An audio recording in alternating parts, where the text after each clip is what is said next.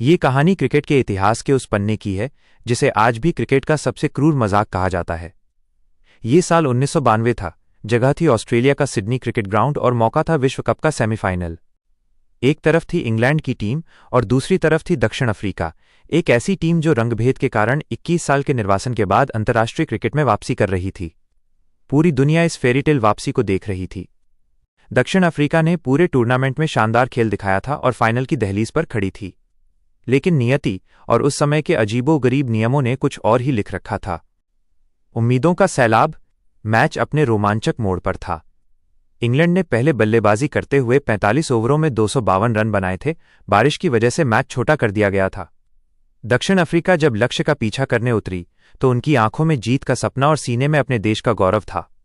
Jonty Rhodes, Brian Macmillan और Hansi क्रोनिये जैसे खिलाड़ियों ने जान झोंक दी थी।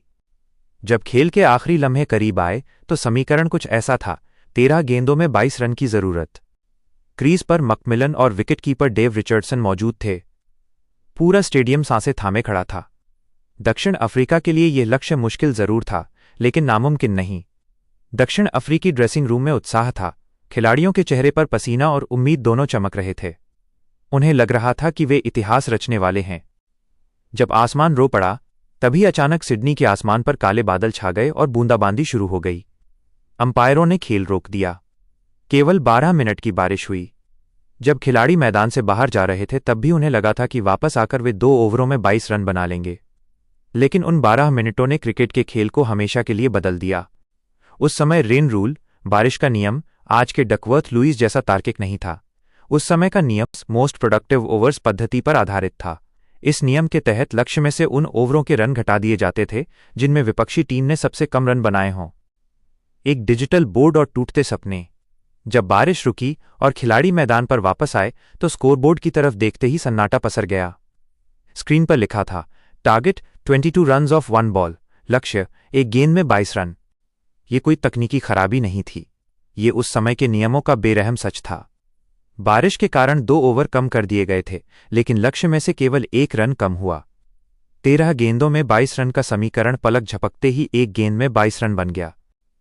मैदान पर खड़े खिलाड़ियों की आंखों में अविश्वास था। ब्रायन मैकमिलन स्तब्ध खड़े थे। स्टेडियम में मौजूद हजारों दर्शक और टीवी पर देख रहे लाखों लोग अपनी आंखों पर यकीन नहीं कर पा रहे थे। यह खेल नहीं, बल्कि दक्षिण अफ्रीका के जज्बात के साथ एक भद्दा मजाक था।